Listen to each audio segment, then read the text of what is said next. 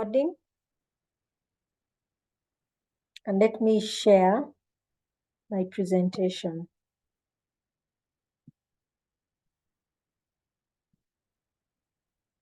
So I hope you can all see my screen. Yes, we can see, Doctor. Okay, I see Andrew has raised his hand. Andrew, you have a question before we begin? Yes. Good evening, Doctor. Good evening to you, Andrew. Yes. I wanted to inquire Yes, please. if you have any books in relation to ICT management. I have some materials, some You can reading share. materials. Yeah, I'll be sharing those. Thank you very much. You're most welcome. Okay, so let's go through our lecture.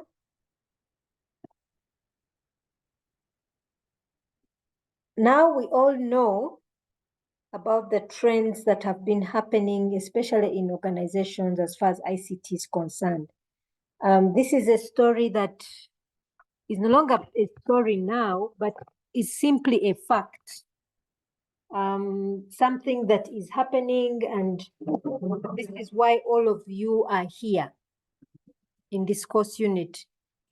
ICT is now a significant part of any organization. And for those of us in ICT, if we don't understand what is happening, then we shall definitely be left behind. It isn't anymore a question of computer repairs or ensuring that somebody's computer is connected to the network. It's much more than that. And I think your ICT strategy module has already brought that to the forefront. Now, when we begin talking about ICT strategy, we have essentially started talking about management itself. So it is important that we look at what ICT management means. People go to school, people go to hold degrees in business administration, MBAs, they hold MBAs. And this is for the generic management of a business, an entity, an organization. You, on the other hand, are being called to manage the ICT within an organization. Now, you may be fooled into thinking you're called to manage your own department. No, as we shall look at the term management, you're not just managing your ICT colleagues or your IT colleagues or the ICT personnel. You're not being called just to do that, but to manage the needs of the entire organization, the ICT needs, as well as contribute to the attainment of organization objectives. So all of that requires management, and it's a complex game, should I say. It's an interplay of people, of ICTs, the work life, and so on and so forth.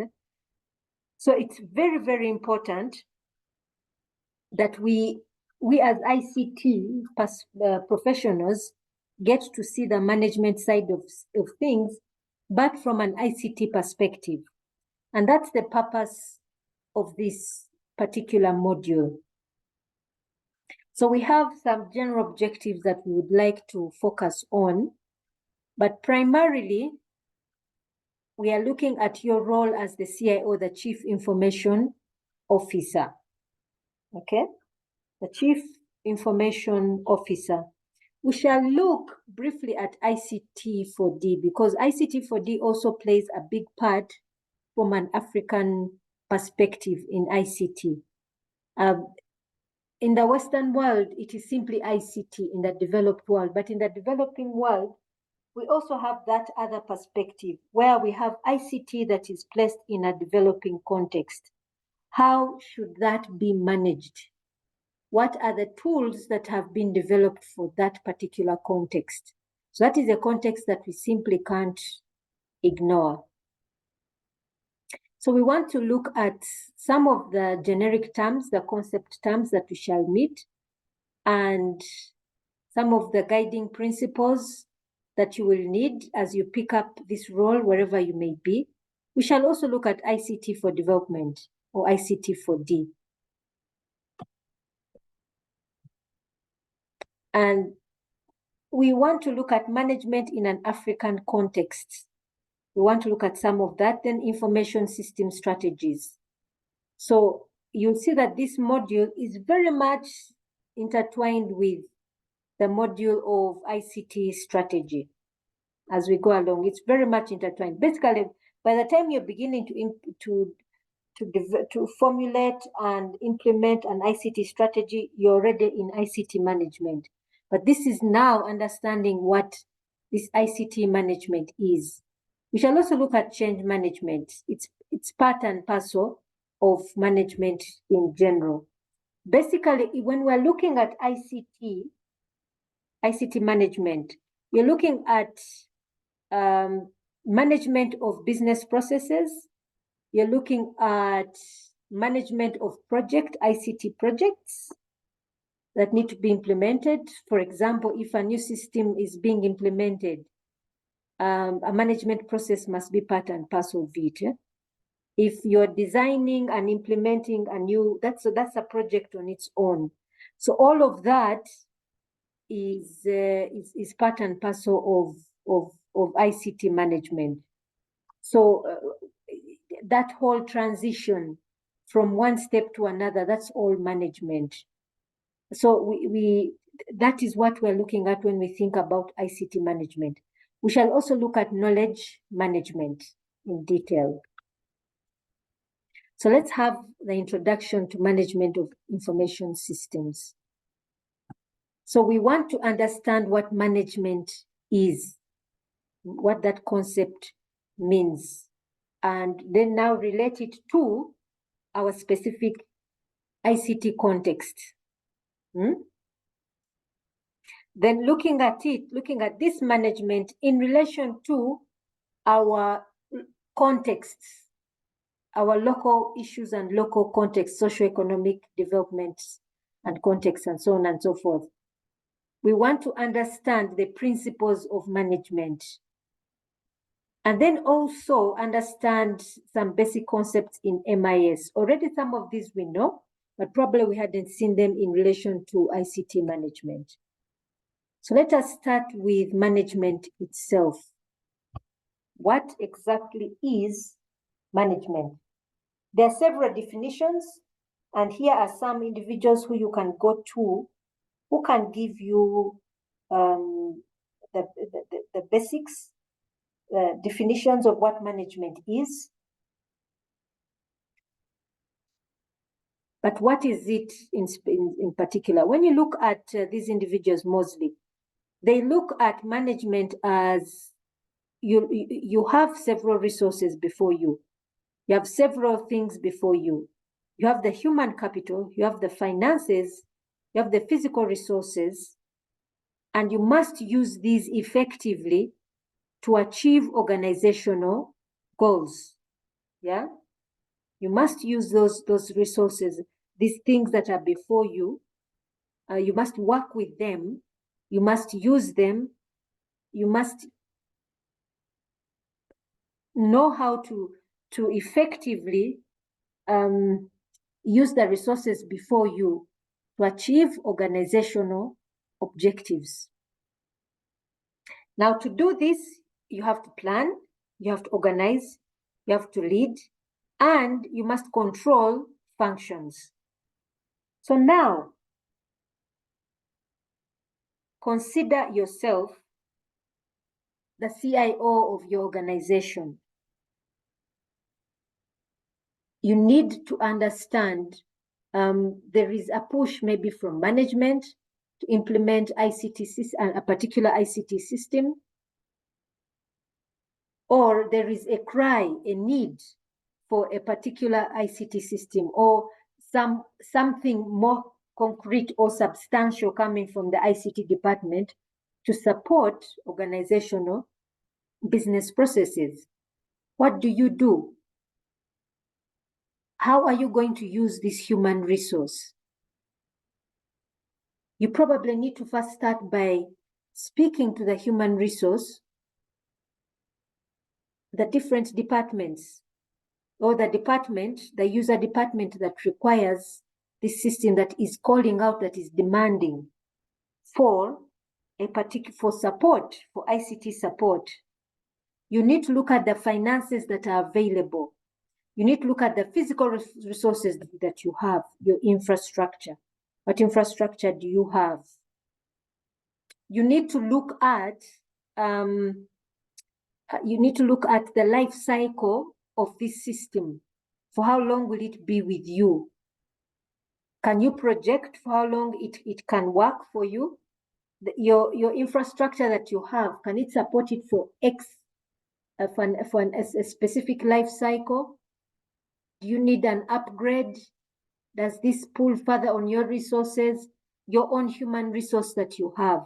So that all of that, as you're doing that, you're planning, you're projecting, you are organizing, and you're basically, and when you come back, you need also to even come back and lead that particular department that is demanding, and lead them into something maybe more realistic or even better than what they are asking for. So in other words, ICT department isn't simply a department where demands are made, but in ICT management, real leadership comes out, where the ICT manager must come out and lead and point out things that are manageable, things that are realistic, things that are affordable, things that can be managed by the organization, manage expectations. This is what it means. This is what it means. In other words, we have more or less been seeing ICT management in other modules, but we simply hadn't termed it as ICT management. Now we are looking at it as something more holistic, should I say. This other individual looks at management as problem solving. Yeah? Problem solving process, but still with the objective of achieving organization objectives. So in all of it, it's about achieving organizational objectives. He goes further and says, by effectively using scarce resources in a changing environment. Yeah, this is where you must plan for technology change, plan for human resource change, and so on and so forth. Any question before we go further?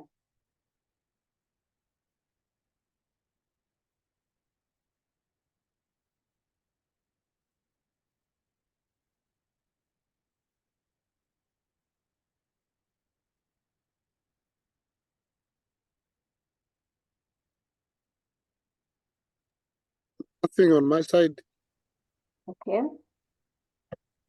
Okay, let's move on then.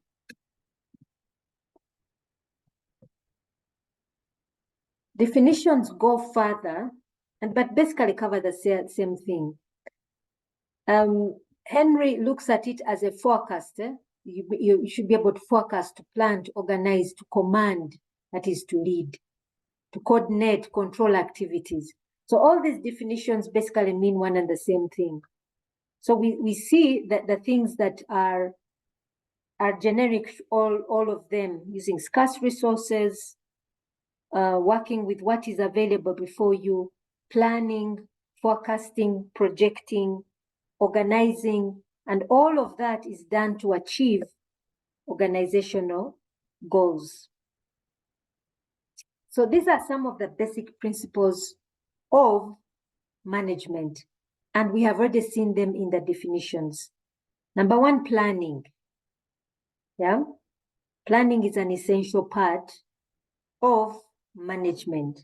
So whereas we've been used to, as ICT professionals, we've been used to the idea of being called upon when something is needed, we now need to plan. As much as sometimes the demand may come from a department or departments or from top management, still, even if the demand comes from top management for anything, for a particular project, for change, ICT must take leadership, because in taking leadership, that is how they begin to plan, to organize, and to control. So leadership is an important part. It shouldn't be that the ICT manager is simply a yes person, but you are the professional who is coming in to bring the reality of ICT to those, the non-ICT people. I'll give you an example. This is something that is there in any area where an individual is the technocrat and the others are the laity, should I say, the lay people in a particular profession. I've told you several times that I'm involved with a factory here in Kienjojo, a tea factory, and I'm on the board. Now, on this board, of course, this board has individuals who are highly skilled in their different areas of professionalism. We have auditors, we have professional accountants, and this is at the most highly placed offices in Uganda. I think one of the individuals is an auditor in the Auditor General's office. So really high placed individuals, very good with numbers and so on and so forth. Now, but of course, what binds us, most of us together on that board, is that many of us are also farmers, tea farmers. But in as much as we are tea farmers and we are in the tea business, we are not tea technocrats in the tea value chain. So there are many things that we don't know. And one of the things we appreciate is the guidance of the tea technocrat. Now, until about a month ago, the former general manager is a gentleman called Mr. Onesimus Matsiko. Those who might have been following the news on the tea sector, he has been very vocal, speaking out for tea outgrowers. This gentleman is a technocrat in the tea sector. So this is somebody who started his training right from the garden to the factory, into the market, all the way to Mombasa and so on and so forth. So he's really a technocrat. So many times, as board would come in to lead, but he would pick up something and then lead us. Why? Because he's the technocrat. He's the one who needed to guide us here and there. There were moments when we would talk about, oh, now when the market in Mombasa is falling, we need to look for new markets. Then he would come in and correct you. That when you talk about new markets, what do you mean? Because this is an area he knew. And would say, but can't we take our teas to Pakistan, directly to Pakistan? Then you'd say, yeah, but Pakistan is ready at Mombasa. If Pakistan in Mombasa has rejected your bad tea, what makes you think by taking it directly to Pakistan, they're going to give you a better price? So that was him coming to correct us as a technocrat. Yeah. So now you too are the ICT technocrat. ICT comes in to lead where ICT is concerned. Not to say that ICT comes in to dictate. The demands for ICT, the needs for ICT come from different corners. Departments may speak out, user departments will speak out and say we need ABCD. And they may have grand ideas, or naive ideas, or uninformed ideas. This is where ICT comes in to lead. Then from leading, plans, organizes, and then controls to ensure that you have something realistic, something affordable for the organization. Do we have any questions so far before I go further?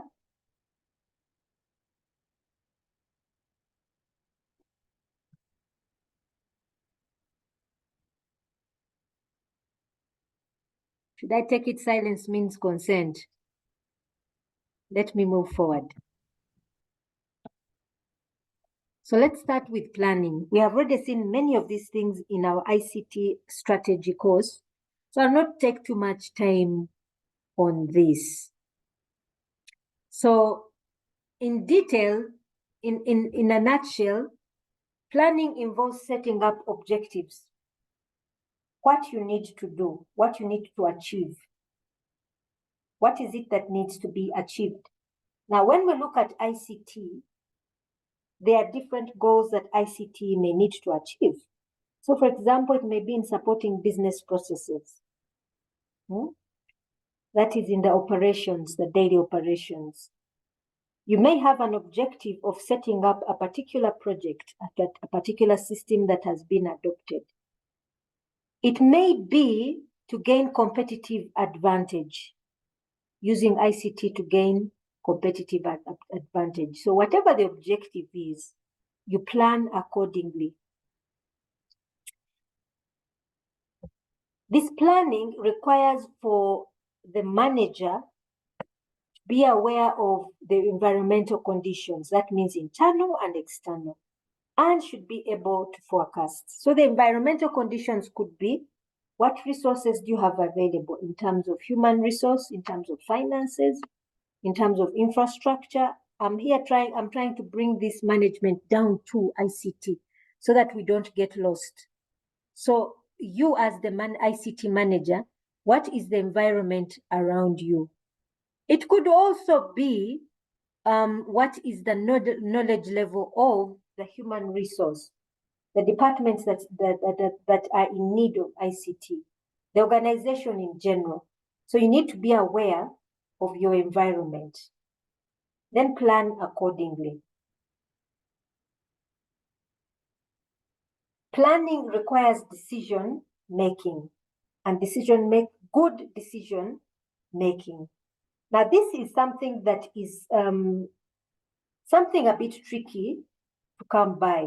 People make decisions based on different foundations. Some people make decisions based on numbers. Others make decisions based on what is the most popular choice. Others make decisions in terms of what is the best decision for this organization at this time. So this is where understanding your environment comes in, and also what your objective is at the end of the day. So the planning process requires environmental scanning, being aware of what is currently going on around you, the economic conditions, your competitors, your customers, and the organization itself. The objectives, you should have objectives that are driving you. Some people will decide to implement ICT just for the sake of it, for the sake of, let us have the biggest, baddest ICT infrastructure that could be there. And others may be focused on cost reduction. Others may be focused on efficiency. Others may be focused on attaining new markets, going to new areas. Yeah. So what are the set objectives? Then you need an implementation plan. You need to formulate steps to see how you're going to realize your objectives, step by step. What is it that we're going to do? And finally, there must be evaluation at different stages and at the final stage to see that, one, you're driving towards your goals, and two, that you eventually do achieve your goals. All of this is done with the objective of correcting anything that needs to be corrected. So we have different types of planning. We've seen this before. You have the strategic plans, tactical planning, and operational planning. Now, I want to go through this because we've gone through them before in ICT strategy. You can refer back to our previous lectures. The second principle is organizing. So here,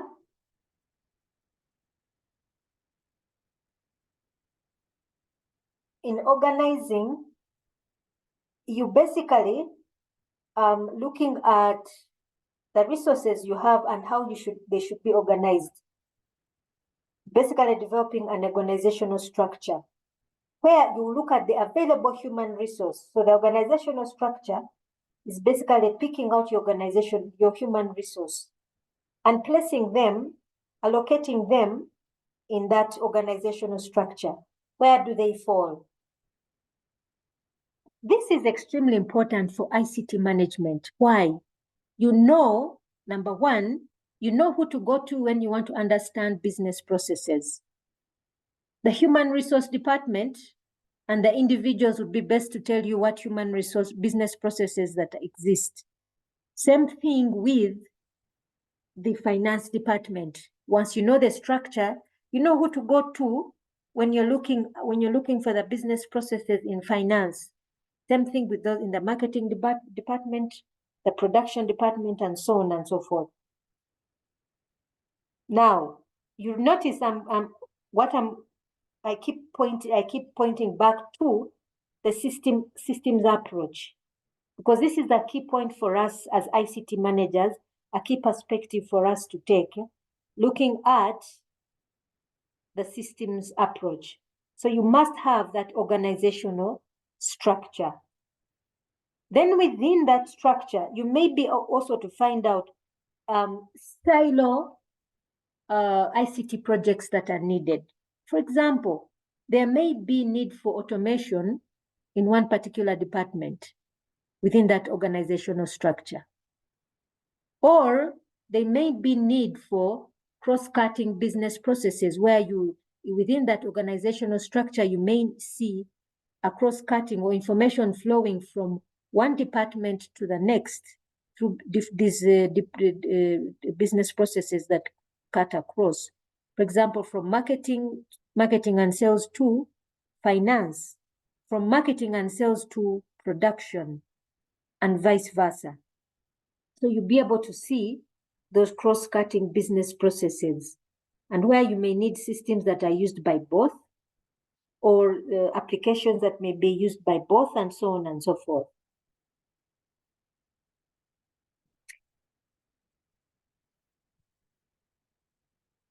So basically, the organizational structure, this is what it takes us through departmentalizing and clustering of different jobs. So just by that basic structure, we are able to organize, we're able to see as ICT managers how things flow. So far, do we have any question?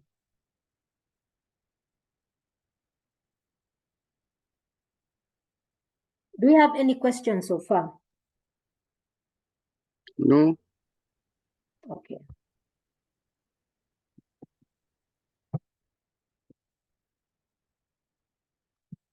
So third is leading. Yeah. So in leading, what we are trying to do is influence. Okay. This is essentially what we're trying to do when we come to lead. We're trying to influence, to inspire something in others. So it's not, leadership can sometimes be taken in different forms. There are those who like a very dictatorial type. There are times, yes, that is necessary when you need to dictate, but that is in, let's say, in abnormal situations. But in the normal setting, especially in an organizational setting, you need a buy-in from everyone. And this requires influence. It requires inspiration, inspiring others. And this is one of the things that I think I appreciate coming more and more into leadership. I have come to appreciate the need to influence whoever it is that you're leading. I have found that aggressive leadership or dictatorial leadership really doesn't work.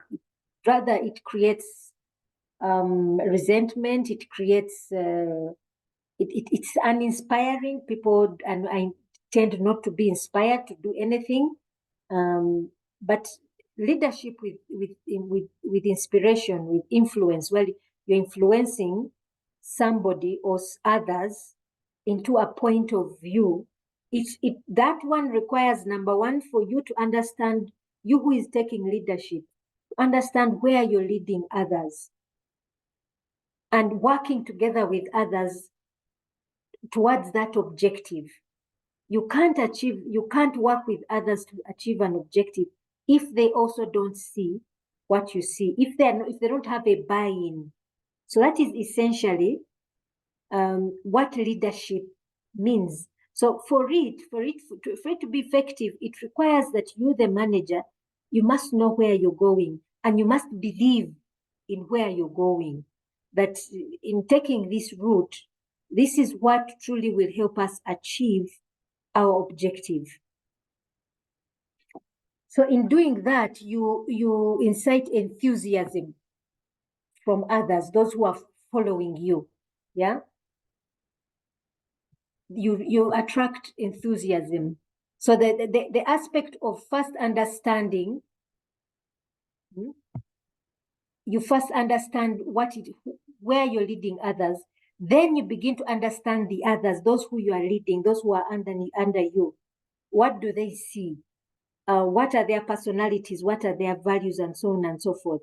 Then from there, you begin to work together in harmony. So these are the things truly that I've come to appreciate myself, and also that I see in management principles. Finally, is control. Gaining control. We want to ensure that once we start the process, we don't deviate. We don't lose perspective of our objectives.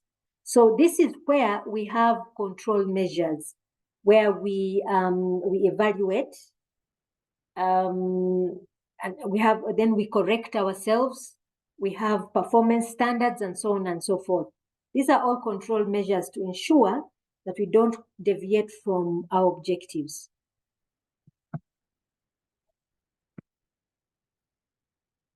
So in all that we are doing, we are striving to be successful managers. Before I can go further, what in your opinion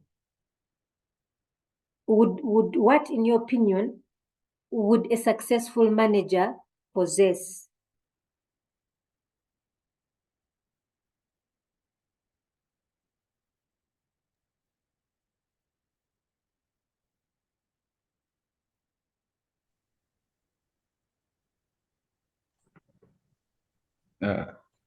Dr. Isaac here. Yes, Isaac. Yeah, I think a successful manager should possess the interpersonal skills. Okay. Yes, that is good. Milton? I also think maybe good communication skills. Yes, that is true. Thank you, Milton and Isaac. Any other contribution? I see also same thing also from Stephen, communication skills and team management. Yeah. Thank you. Newton. Yes, please. Newton. Yes, a good Newton. manager should possess a teamwork skill. Yes, that is good. Thank you, Newton. Thank you for that. So I think all those are extremely important.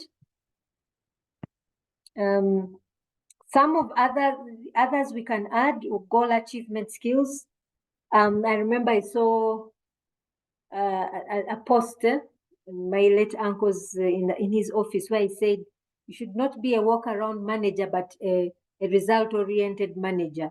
So I think that is where you'd actually need to have the principle of controls, because you want to ensure that goals are achieved. So controls, that's where controls really come in. The goal achievement comes hand in hand with the team ability to lead a team. The goal cannot be achieved by the manager alone, but the entire team. So that ability to manage a team or to have a well-functioning team is extremely important. So here are just some things that can help in achieving goals. Stating what the goal is one. If you can specify the goal using numbers, we should have this number of customers by this particular time. We should have automated these processes by this period of time. We should see a reduction in production once we implement this new system. You know, that kind of thing, where you use something quantifiable. Give a full description of the goal so that the whole team knows this is the goal that we are trying to achieve. We should have some result indicators, things that keep us on track. Name the skill, knowledge, and information needed to achieve the goal. Name the resources, what resources are needed. Have a deadline. Check if the deadline is reasonable or not. So those are just some of the things that can help you attain the goal achievement skills. Motivation skills. So this is where we have the interpersonal skills and communication skills, because we need to motivate the team. We need to be able to inspire them, those who we are leading. There's positive, you can have positive motivation. This is where you talk about the positive benefits. Then you can also have the negative motivation, where you talk about the negative consequences we shall suffer if we fail to achieve a goal. So take an example. If we know we don't achieve this goal, we shall not hit our profit margins, and that most likely will mean we have to downsize. That is a motivation in itself. I work, my primary reason for working is that I earn an income. If it means I'm going to be downsized, what happens? Now, of course, we don't want to use negative motivations, but they can still exist and they can still be used. Planning skills. So planning, we saw, is part and parcel of management. So planning skills are extremely important. These can be gained in the academic sphere. We have project plannings and so on and so forth. So planning is extremely important, and it must be taken into, it must be the a primary skill that a good leader has. Delegation. So micromanagement is a negative quality or a negative characteristic for any manager. You should be able to trust your team. You should have a team that is skilled enough that you can allow them to go ahead and carry out duties without you being present. Conflict management skills. Again, going back to the communication skills. You're working with a team. 1. 2, you're trying to inspire also a team. So when we say team, we don't necessarily mean just the ICT team. Let's bear in note, if we're talking about ICT management, we're not just talking about the ICT team, but the organizational team. ICT is implementing systems for the organization, and you should be able to get the buy-in of every single member of the organization. You're implementing a new system. All users must have a buy-in into the system. Yeah, all users must have a buy-in. Otherwise, you run the risk of project failure. So conflict management is part and parcel. When you look at change management, that's where conflict management comes in. And also in the leadership part. The communication skills we talked about. So this is being able to accurately transfer information. Accurately transfer information. There is a module I took at one point in the education department. This was on using technology in communication, for communication for teaching and learning. Now, when you're in teaching and learning, just as we're doing now, there's communication happening. There are many things we must, all of us, not just me, but all of us must bear in mind when we are in the teaching, when we're in the classroom, be it physical or virtual or remote. There are certain things that we must bear in mind. 1, we must have a common platform. So a simple example for us who are learning remotely, teaching and learning remotely. If I say we're doing a common platform and I'm using Zoom and the rest of you say, no, first we want to use Google Meet, already that's an uncommon platform. Language, the language that we use. Let us say some of you are French speakers and know little or next to nothing in English. That's already a platform that is not common. 2, whoever is communicating, not just the lecturer, but everyone has a message to relay.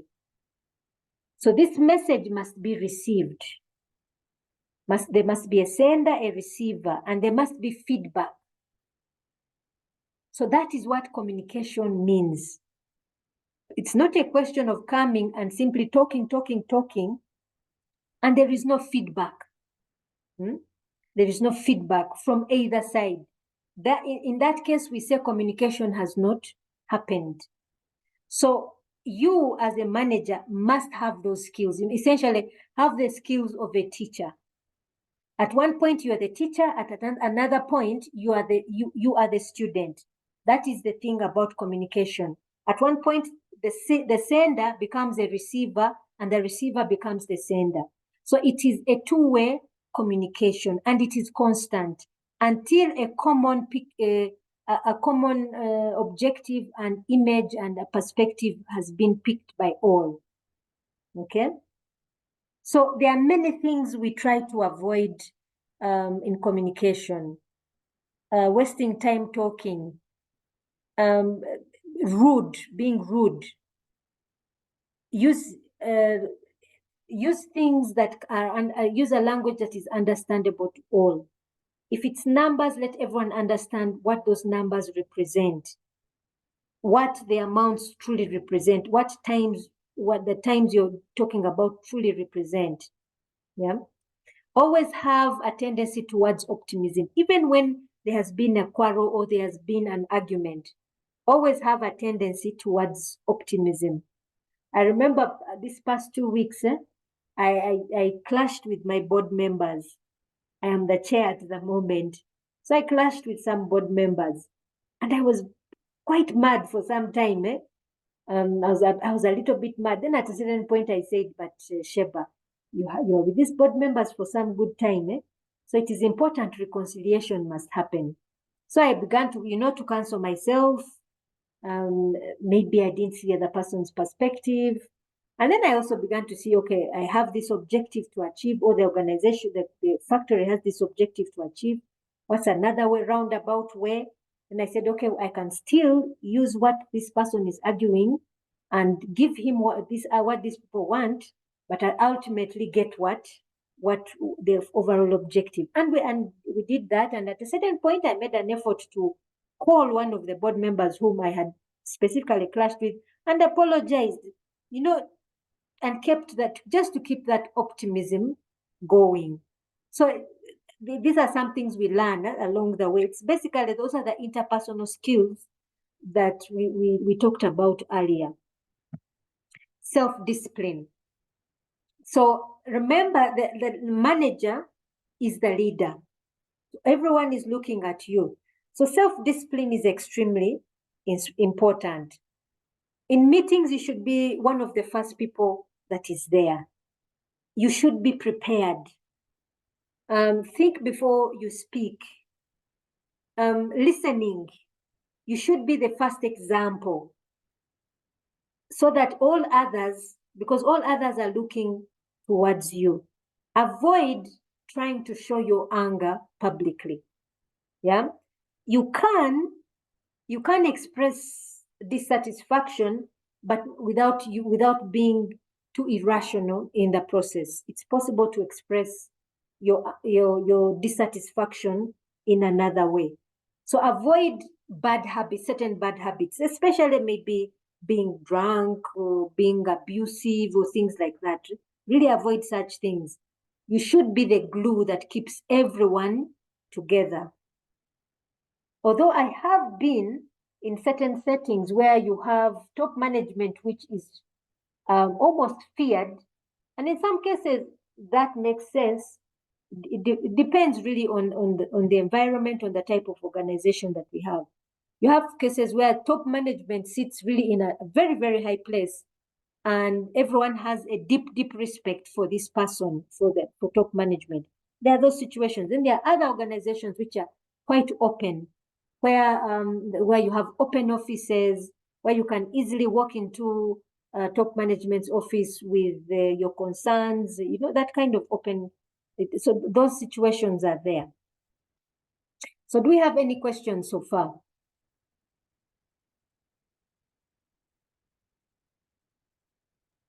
Stephen asked a question. Should a manager also be a knowledge/subject matter expert?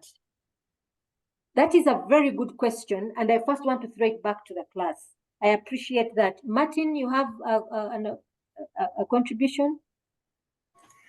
Yes, thank you, Doctor. Just the first one, just to speak into Stephen's question. As a manager, of course, if we took an example of ICT per se, as an example, if you're say going to be the head of the ICT department, it might be very unlikely that you are an expert in everything in ICT. Of course, most likely you have a strength in one area. Maybe you're a network person, but then it is important that you at least have some working knowledge across the board, so that if tomorrow a developer within your team came and is speaking all these Java and Python, and I mean, it doesn't take you for a ride. So, well, I don't know whether, from the subject matter issue, in my view, is it might be hard to be an expert 360, but it is important that you have a bit of at least working knowledge across the board, because the most important thing at a managerial level is, how do I get this super developer? Yet I'm not a super developer myself, but how do I get this very expert developer to contribute to the organization's goals? That's my thought. Thank you. Thank you, Martin. I think that is well put. Stephen, it's not possible in a leader, if you're the expert in that area, then you essentially fail to lead, because now you're focused on the processes, because you know it better than others. So I would say a good leader shouldn't be an expert in a particular area, but should be able to use the resources available to him or her to achieve. So like Martin said, you may have somebody on the team who is really good at a particular area, and then maybe, like he gave an example, one person on the team may be very good at programming, another person is very good at networks, another person is maybe very good with administration part. So you harness all this knowledge and use it. Another case in point, Stephen, I would point out too, is, say you're the ICT manager and you must implement a system for accounts. Most definitely you're not an expert in accounting business processes. Definitely you're not, but you're an ICT expert. The accounting experts are already there. So you harness that resource of the accounting department to understand and see if the system you're implementing or that you're getting is actually answering their business processes. So you use that. That is where your people skills come in, your team leadership skills come in. So Stephen, I don't know if we answer your question.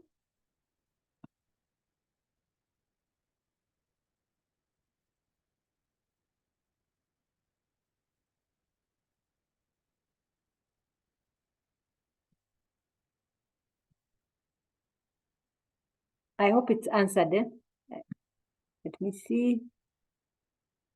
How likely can I, for example, be an HR manager with my ICT and management skills? How likely can I be a human? I don't think you would be, if someone employed you for a human resource manager, Stephen, I would fear that person, because your qualifications are definitely in the ICT side. Your job is to support, as ICT manager, is to support HR. Stephen, I don't know if we're answering your question. You're not the HR manager. The HR manager should be an HR professional, qualified HR professional, probably with a master's or PhD, like in a university, that person would have a PhD in human resource management. But So if so, in that sense, you are not you are not an HR manager, but now you're asking. That's why you need a subject matter expert to be a good manager. In my thoughts, no, Stephen, you're not. Let's put it this way, Stephen.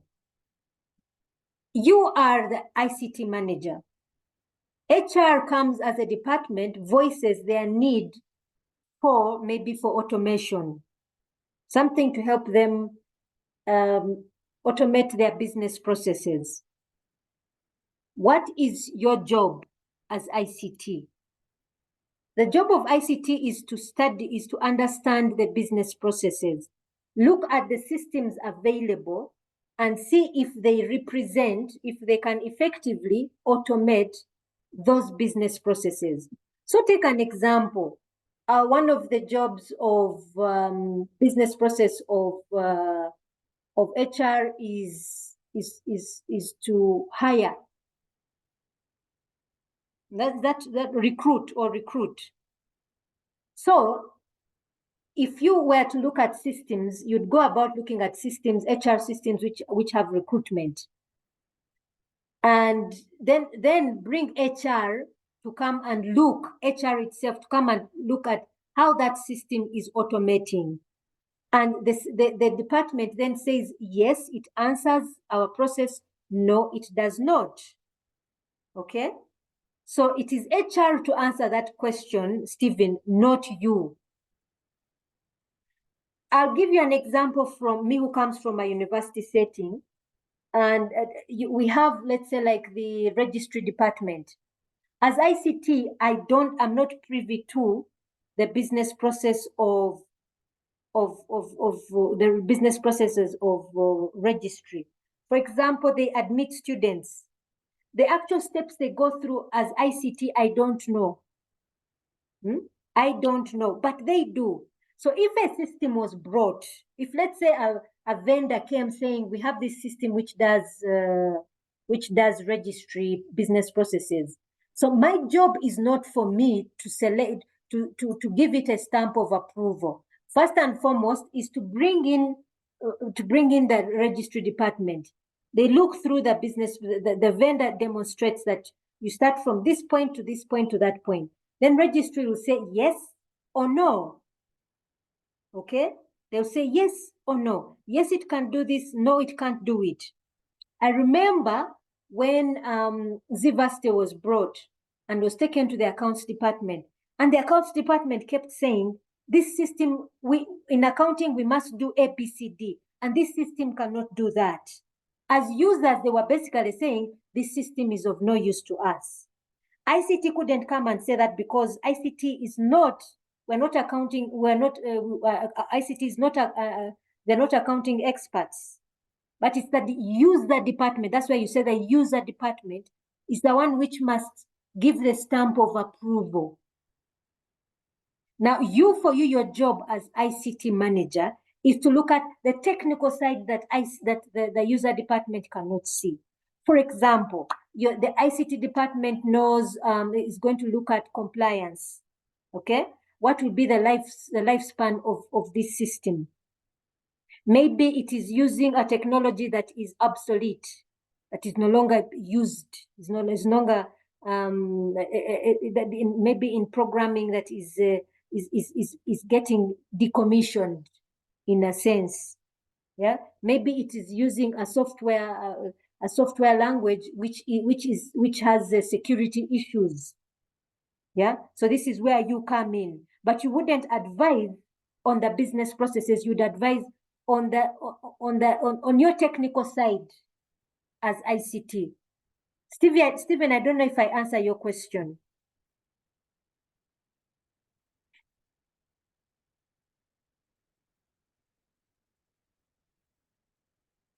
Okay, but that was a very good question, and I hope we all picked something from it. So, what is management of information systems?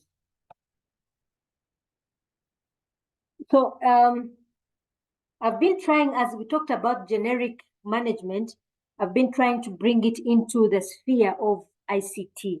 But here we are talking about it in its essence.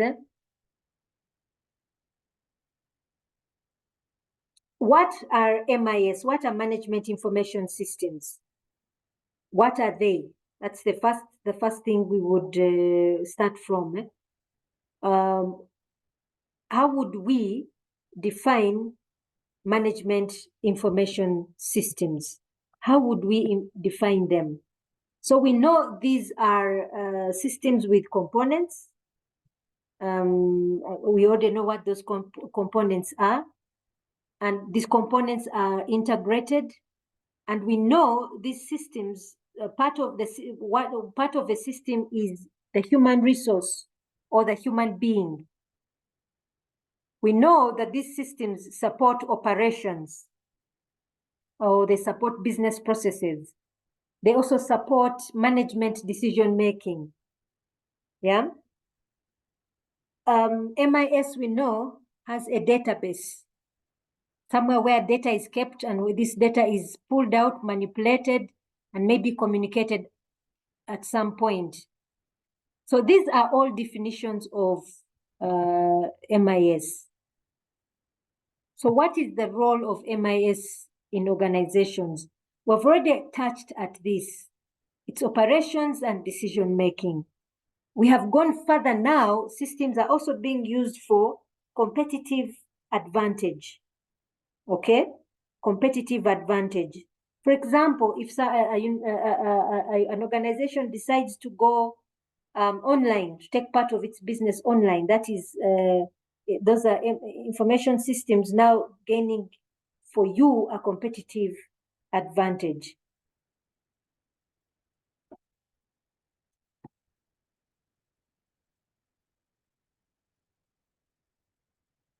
MIS, or management information systems, essentially are expected to fulfill the information needs of a department or a group of people or an individual. The information needs. So who is it that defines those information needs?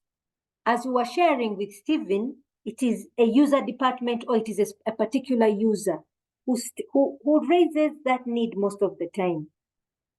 Yeah, when the need comes from the user, all the best. That is that much better. So there are diverse needs that can exist in an organization. There may be needs which are query-based. There are needs for analysis. There are needs for modeling. There are needs for decision-making. Yeah, all of these are information needs that users may stipulate that they would like. MIS help in transaction processing. When we're carrying out transactions within an organization, answering queries. They basically help the junior management with operational processes, operational data. So this data can be used for planning, scheduling, and so on and so forth. For middle management, we see it for short-term planning. Then for top management, it is for setting strategic goals. Yeah. At the highest level, it is used for information generation and communication. This is where we're now using it for competitive advantage, for communication within and partners, stakeholders outside the organization.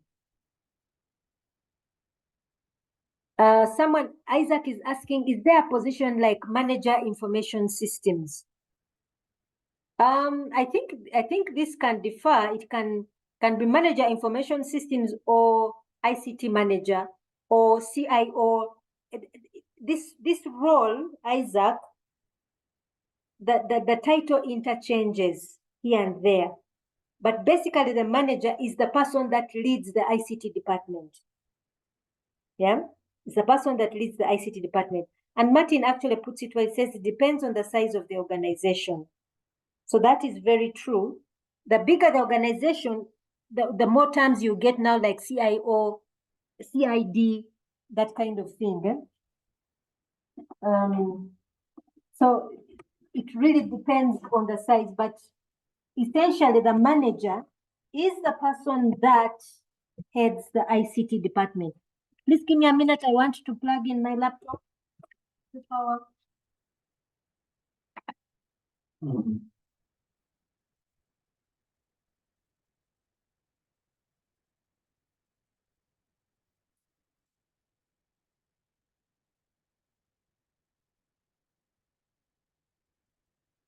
So what is management of information systems?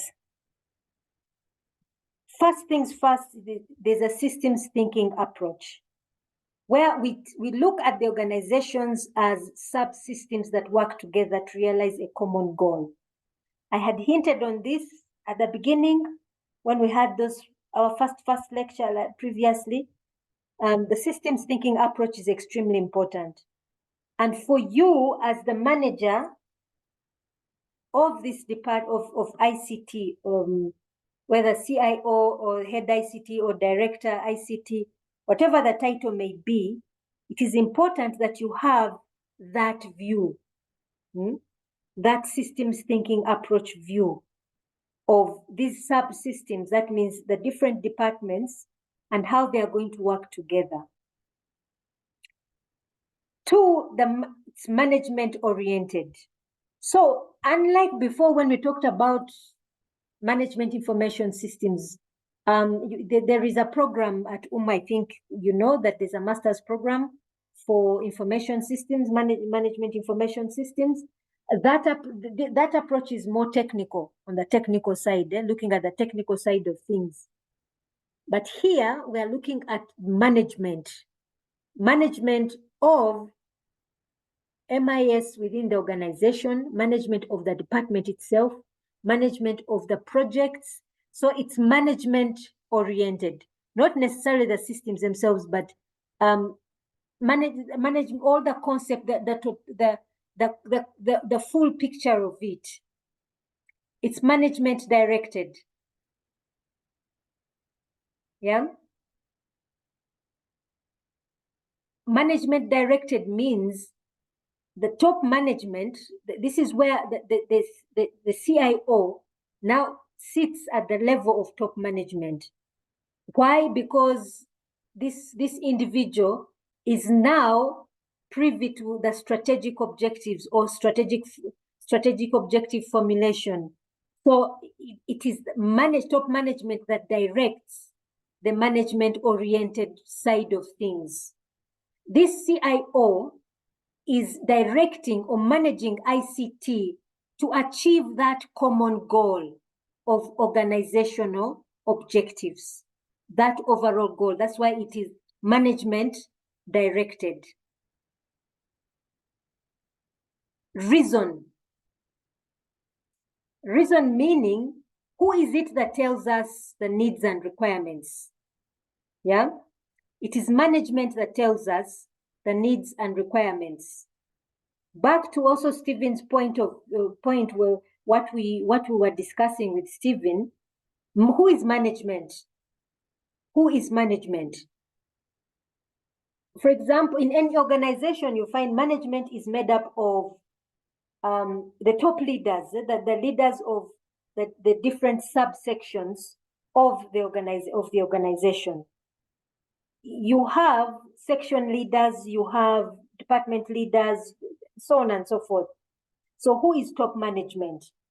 So it is top management that sounds out the needs and requirements. So for example, HR manager is the one who sounds out what they need. They're the ones who sound it out, who tell us what is needed. So that's the reasoning behind it. It's not ICT that comes and tells HR what is needed. So that's the reasoning behind it. Integrated.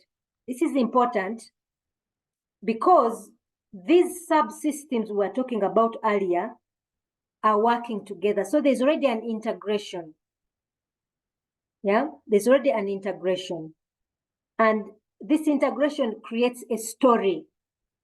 Take an example, a customer, and every organization has a customer. For UMU, you students are the customers. So from the minute you enter the university, You first enter through the registry department. From the registry department, you go to finance. From finance, you come to the faculty. Between the registry and finance, you come to the faculty. From the faculty, you come to the estates because you're going to sit in a classroom. Those who live physically on campus are going to use the dormitories. The catering department, those who will eat from the university eating premises. Then there's also the healthcare part, especially for our undergraduate students. There is the healthcare part, and so on and so forth. All of these are integrated. So, for example, the undergraduate student cannot access healthcare if finance has not communicated that this student has fully paid up their health insurance. Okay, so that is there's an integration between finance and HR. The student cannot access the catering department if finance does not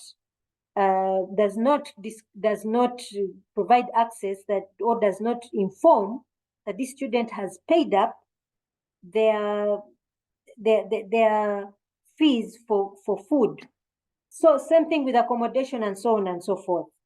Okay, a student will not be able to sit an exam in a faculty if finance has not communicated. A student cannot be admitted within the registry department if that student has not provided original qualification certificates. Things like that. You already see there's that integration that is coming through. Yeah. So that is being able to produce meaningful information. So imagine a system that fails to have that seamless or that communication between the different subsystems, in quotes, subsystems, which would be the different departments. Common data flows. This is where we bring in the integration. Yeah, that from one system to the other, you have a common data flow. That the information that comes from registry can be accessed and used by the faculty or by the finance department. Yeah. So that ability to have a common data flow and avoid duplication and redundancy.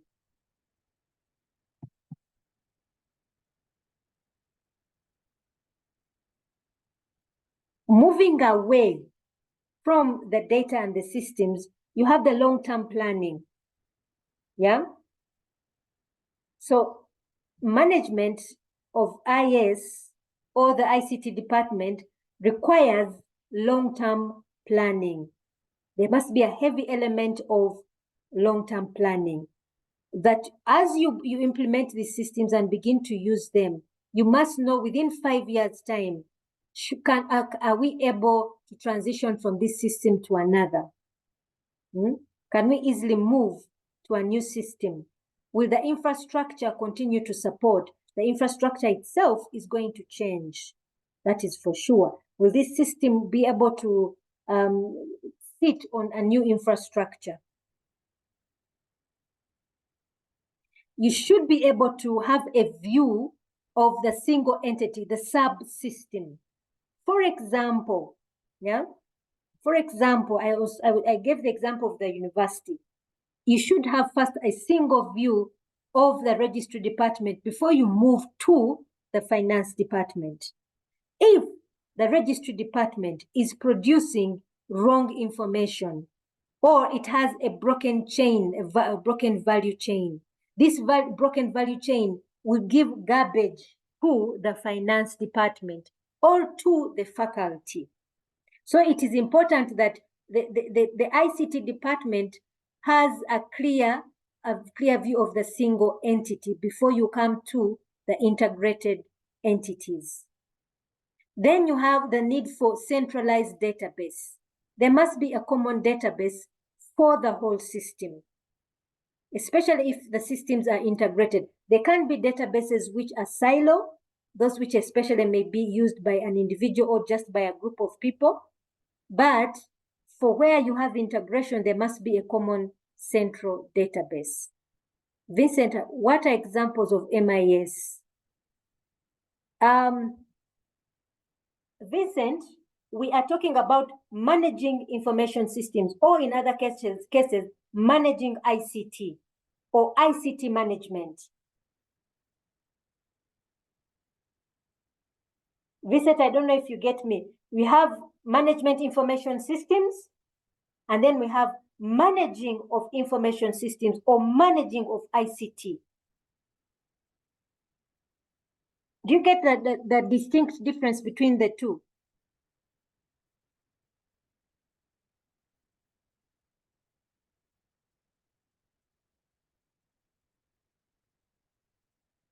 Vincent, I don't know if I can, let me see if I can get a whiteboard here. So Vincent, we are now talking about ICT management. It's just that for these slides we have talked about it as managing ICT. So it is ICT management. Let me just put M for management. Yeah, ICT management. So when we are talking about ICT management, we are saying we look at the organization. Let me just put this as ORG. Yeah. Sorry, I don't have my regular mouse. So we have the organization. If we look at the organization as a box, let's look at it as a box. Imagine it as a box. Within this box, you have subsystems. This is the systems thinking approach. You have subsystems. I'm going to draw them differently. Some may be a bit large, representing maybe their significance. You have these subsystems. Let us say this one is HR. Let us say this is HR. This is finance. This is production. And this could be marketing. And you might even have a smaller one here, procurement. Let's call it PR. Yeah, procurement. Now, these are subsystems. We are looking at these departments as subsystems. Now, when I say subsystems, I don't mean the systems that actually sit there, but they're working systems, they're organic systems that are operational. Within them, we have what we call business processes. Yeah, within each of these departments, we have business processes. There are business processes that are local, okay? Local meaning they are within the department. Then there are business processes that transcend between departments, that feed into other departments, okay? Take an example in marketing. Marketing and sales, someone may acquire a new client and automatically they have to liaise with finance to open an account for this person, to bill them and so on and so forth. Then marketing will automatically work with production to be able to produce the goods or service that this client needs. HR must ensure that they have the right personnel to produce the goods and service that these people want. Production may work with procurement to get some inputs for production of the goods and services, and they also work with finance. So this is what it means to have the system thinking approach. Vincent, do you get what I'm saying? Yes, Doctor. Yeah. So this is what it means for the ICT manager to have this viewpoint. Now, when they are looking at these, looking at the business processes within, those that are within, they are looking at the single entity, the subsystem alone. Yeah, the needs that are within HR that HR needs. For example, HR may do recruitment, HR may do employee evaluation, HR may do the firing off or downsizing or things like that. HR does all those. HR may do payroll. Now, there are business processes that's an eternal, there are others which will cross-cut. So, for example, if they're doing payroll, they're working together with finance. Or they'll do payroll and send it to finance. Okay? When they're doing recruitment, they may work together with the product or with the user department, whatever it is. So there's first the internal view, then the views that are integrated. So the integrated views give us an understanding of integrated systems that may be needed to work with within the different departments. Then the internal part is where you pick out silo systems that will exist within the department itself. Yeah. So this is what the management part means. I hope this gives us the view of what we're not talking about the systems themselves. We're talking about now we are now talking about the management perspective of it before you even pick a system, before you identify the system.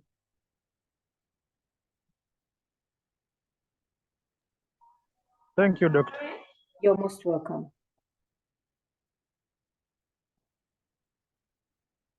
So these are the characteristics we are looking at. We can think of.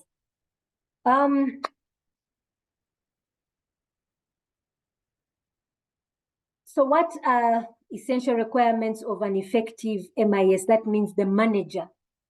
Yeah. Who should this manager be?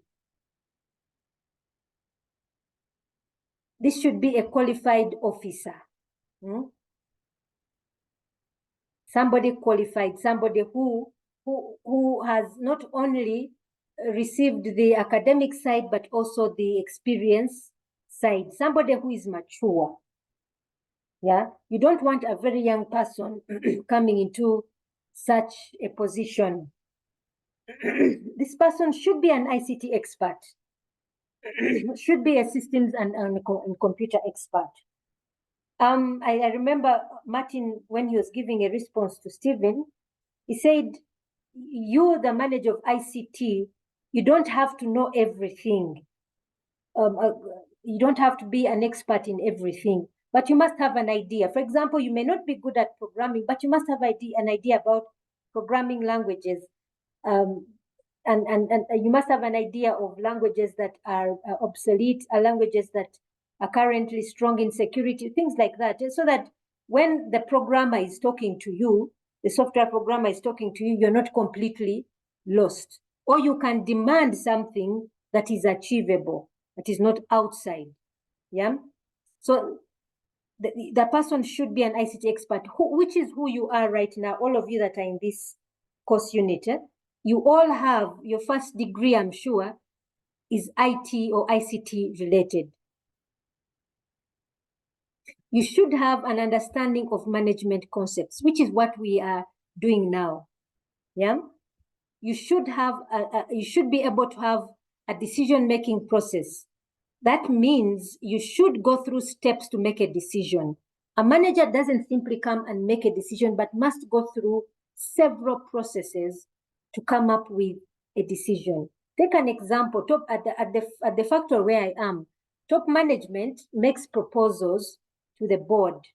Then the board may approve or disapprove, or may, before approving, may ask other things of the general manager to ensure that the proposals he or she is bringing forward are the best possible decision for the factory.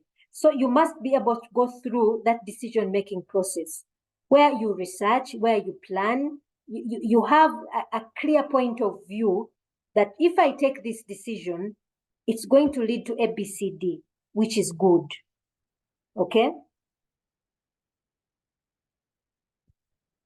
So management experts who should also understand quite clearly the concepts and operations of the computer. So this is where you are the computer expert.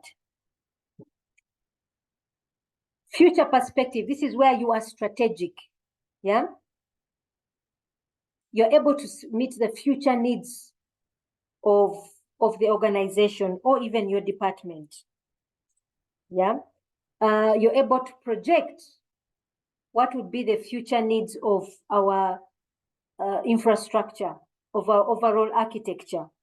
What would be the possible needs for future needs for our MICs, our social media platforms, and so on and so forth. The manager should be able to support top management. Yeah, should be able to support top management and also have the full support of top management. These are key points. So here we have types, and here I would like to stop because we've come to 8 o'clock. We have basically studied for almost 2 hours, and I'm sure, I know by now you must be tired. The brain might be tired, but however, this doesn't stop us from going to our case study. So I would like the rest doesn't really look much at it. What I would like for you to do is go ahead and look at the case study that I've put up on Moodle. And in your groups, go through that case study. At the end of the case study, there are questions. Answer those questions. You don't have to put it, you may put it in a presentation form. You may not need to present next time, but by Friday, at least have it submitted as a group. Is that okay? It is okay, Doctor. Okay. Noted. Do we have any question or comment as far as this lecture has been concerned? Okay. Anakusimula. Pardon? Do we have any question or concern? No, Doctor, it has been a great evening. Okay. So I'll let you rest. Use tomorrow to have your meeting as groups, and go through that group assignment. And let's meet next Friday.